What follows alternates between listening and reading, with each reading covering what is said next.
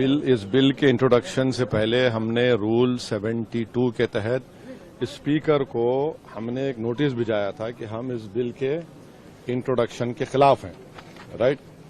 और हमारा मानना यह है कि ये जो बिल है आर्टिकल 14, 15 और 25 का उसके प्रिंसिपल्स का वायलेशन करता है। ये बिल बेसिक स्ट्रक्चर जो संविधान का उसका वायलेशन करता है और खासतौर से जुडिशियल इंडिपेंडेंस का और सेपरेशन ऑफ पावर्स का ही वायलेशन करता है।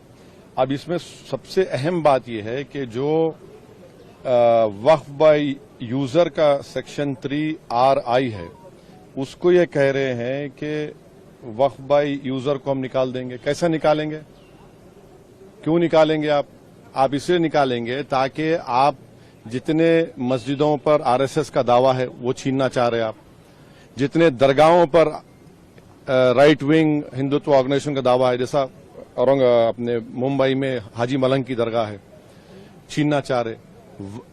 वक्फ बाय यूजर का आप निकाल कर बोल रहे हैं कि डॉक्यूमेंटेशन लेकर भाई 400 साल का डॉक्यूमेंटेशन रेवेन्यू से नहीं निकलेगा तो क्या करेंगे आप? दे देंगे क्या? चेंज कर देंगे? ये एक सबसे बड़ा डेंजरस जो उसमें सेक्शन है। दूसरा उसमें वक्फ अल औलाद का क्लॉज 4 का है।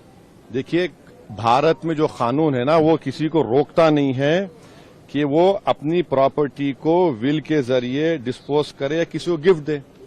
तो वो कोई मुसलमान अगर अपनी औलाद के लिए ऑफ कर रहा है तो इनके पेट में दर्द क्यों हो रहा है?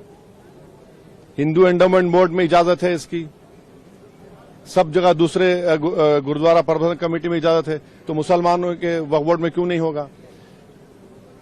पांचवी बात यह है कि इसमें आप ये कह रहे हैं कि मुसलमान जो 5 साल उसके हो गए इस्लाम कबूल करके तभी वक्फ करेगा।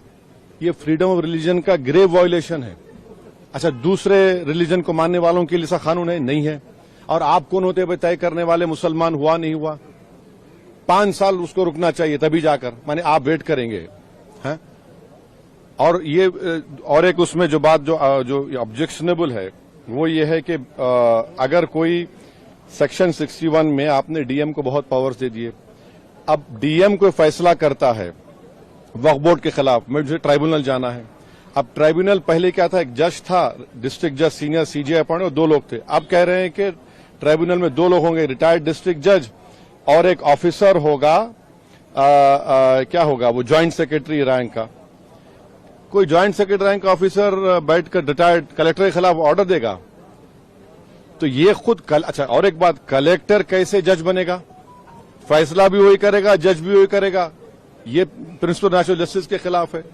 तो इसमें कई सेक्शंस हैं जो खतरनाक है, कई जो वक्फ बोर्ड के फेवर में नहीं है, वक्फ को खत्म करना चाहते हैं। तो सरकार की दलील ये है कि सब दलील झूठी है। जो कि वक्फ बोर्ड एक वो जो बोल रहे हैं ना, वो गांव डिक्लेयर कौन किया वो बताएं देश को।